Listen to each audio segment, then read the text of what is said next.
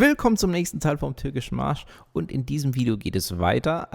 Also erstmal fangen wir eigentlich von vorne an. Also nicht, wir fangen nicht von vorne an, aber es kommt wieder der Teil von vorne. Und Achtung, jetzt kommt was Neues. Und mit diesem Teil machen wir heute weiter.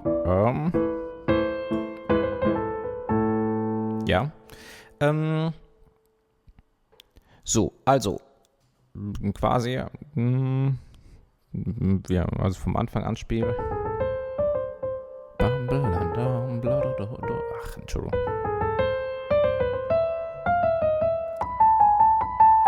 Von diesem C hier oben. Auch mit dem vierten Finger wird das gespielt und dann spielen wir folgende Töne. A, H, C, H, A, Fis. Erstmal bis da. La da da da dam, bam bam bam bam bam bam. Ja, also vom A hoch zum C, übers H, A, H, C, wieder runter. A, dann das Gis, bis dahin. So, dann geht's weiter. Achtung, mit folgender Form. A, A, E, F, D, C.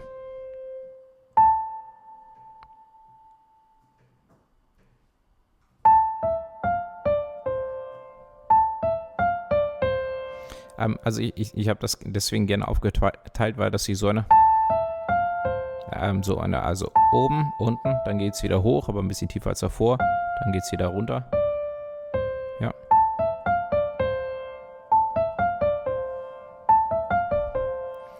A, E, F, D, C. Ringfinger, Daumen, Ringfinger, Zeigefinger, Daumen. Dann mal beide zusammen.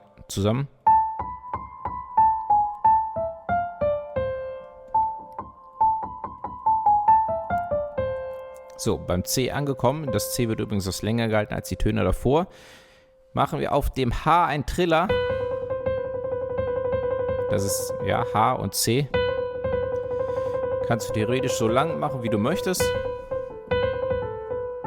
Also so viele Töne spielen, wie du möchtest. Allerdings solltest du im Takt bleiben. Dum, do.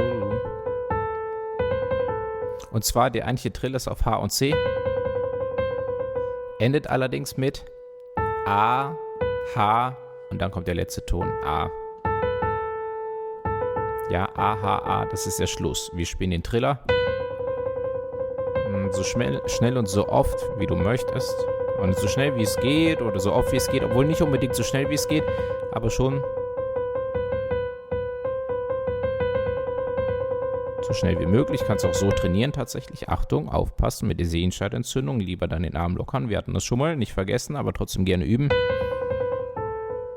Und zum Schluss A, H, A. Ja. Tolle Übungen, sich nur mit dem Triller zu beschäftigen, kann man einige Zeit, einige Wochen und auch Monate mit verbringen. Aber wenn du das regelmäßig machst, wirst du irgendwann einen hervorragenden Triller spielen können, der auch wunderschön klingt, den du auch dynamisch gestalten kannst.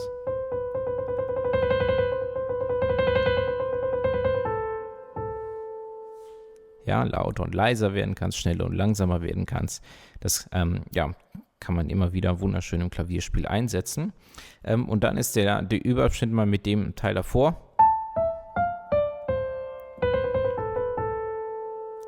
Ja, ungefähr so. Natürlich kurz halten, dass es bam bam bam bam bam bam bam bam bam bam bam bam bam bam bam 2, 3, 4.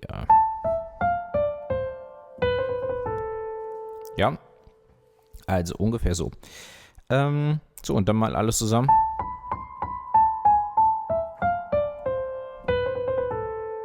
Ja, reicht ja auch. H, C, H, A, H, A. Das wäre die kleinste Version des Trillers.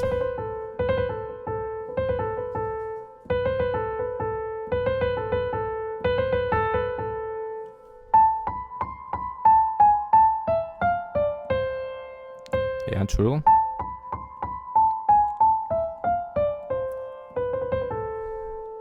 Okay. Also, das ist die rechte Hand. Die linke Hand ist so umfangreich wie nie zuvor in diesem Lied. Als allererstes haben wir im ersten Takt F und dann A und Dis. A und Dis wird dreimal angeschlagen. Also F einmal und dann dreimal.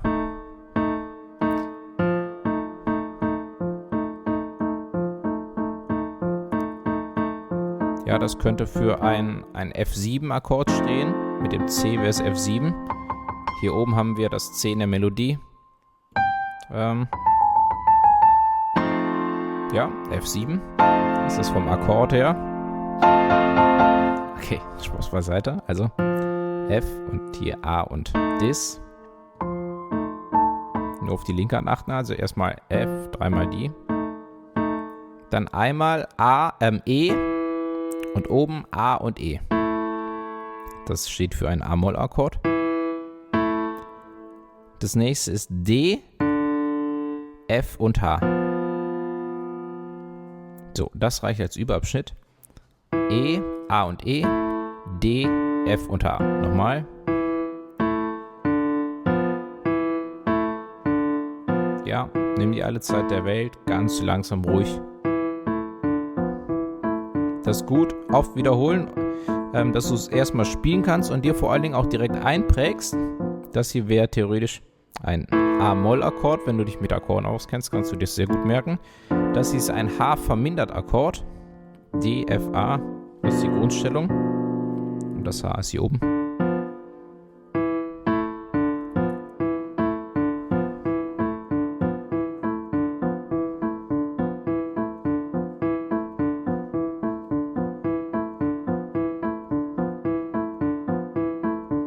Okay, das ist der Überabschnitt. Dann nehmen wir mal mit dem davor das zusammen. Das war's schon, ne? Das ist diese F7. A-Moll, H vermindert. Achtung, dann kommt der nächste Abschnitt. Das ist wieder A-Moll, diesmal so, C, E, A. Hier unten das C, oben das E und das A. Jetzt kommt wieder H vermindert, D, F und H. Das ist genauso, wie wir das schon hatten.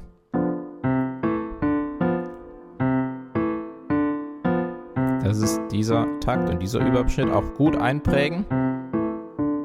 C, E und A, D, F und H. Bam, bam, bam, bam, bam. Kannst auch wiederholen, dass du das so spielen kannst. Dann nehmen wir mal den Takt von davor mit. Ja. A-Moll erst hier oben, H vermindert, A und H vermindert. Ah. Dum, dum, dum, dum. Okay. Und zum Schluss E und A ist das. Zweimal. Dann E und Gs. Und dann A und A zusammen. Und das ist der letzte Überabschnitt. Yeah. Und.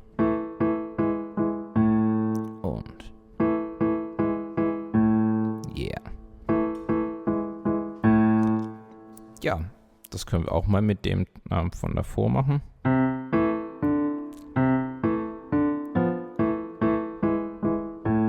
Und dann mit den 3 davor.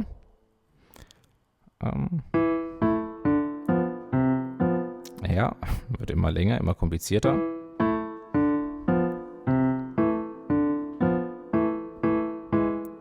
Und dann können wir auch mal alle zusammennehmen.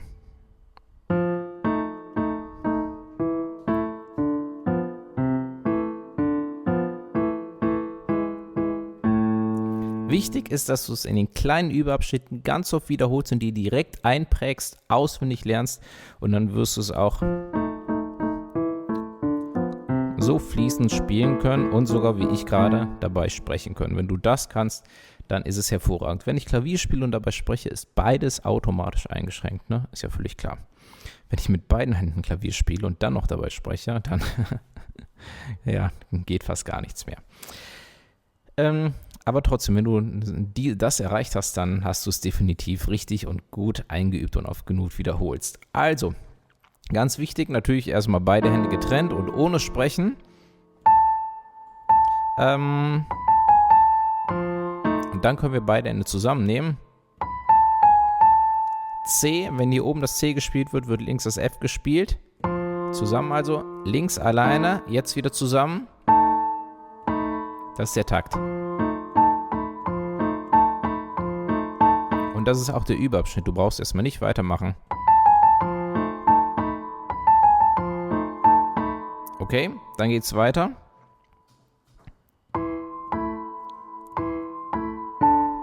Bis dahin.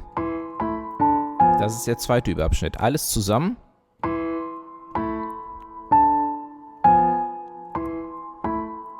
Ja. Ja, genau so, also genau so zusammen geht es weiter, aber ich würde tatsächlich nochmal das davor und dann jetzt dazu nehmen.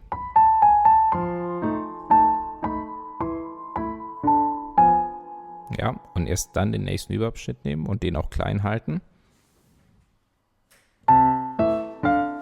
Nur das. Auch wieder alles zusammen.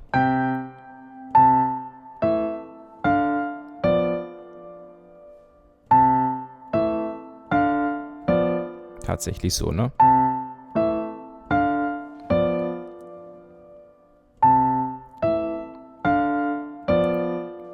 Ja, das ist der Überabschnitt und dann natürlich mit dem Überabschnitt davor. Dann haben wir hier, mit dem E starten wir.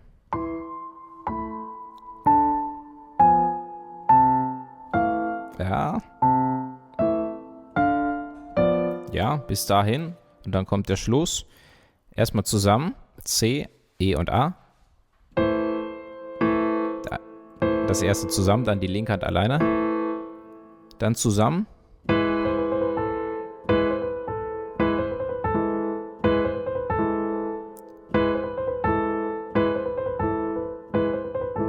Das A, also guck mal, erst zusammen, das H. Dann der Triller rechts alleine. Und dann, wenn das A in der rechten Hand gespielt wird, links E und Gis. Dann das H alleine. Und zum Schluss A, A und A.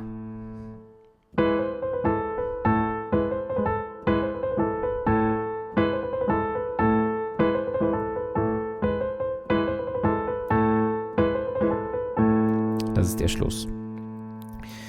So, und dann, also klar, natürlich den vorletzten und den letzten Überabschnitt noch zusammen. Lass es in den kleinen Teilen. Ich verspreche dir, unterm Strich geht es schneller, wenn du geduldig bist, ja. Und auch vielleicht das Video nochmal zurückspielst und spulst und nochmal genau hinschaust. Also, das ist hier gerade, diese Stelle ist schon sehr anspruchsvoll. Ja.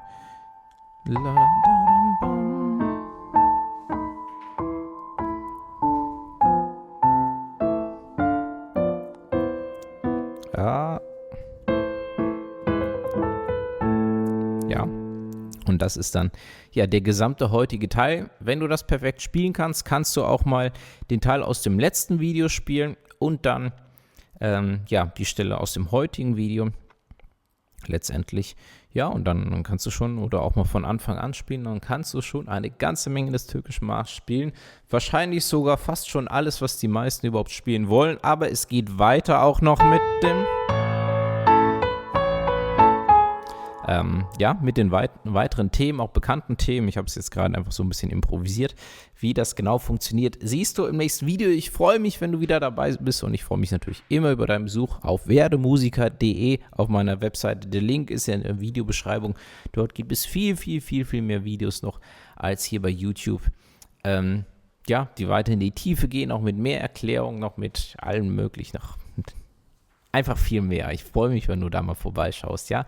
Bis dahin, dir viel Spaß und bis zum nächsten Teil auch.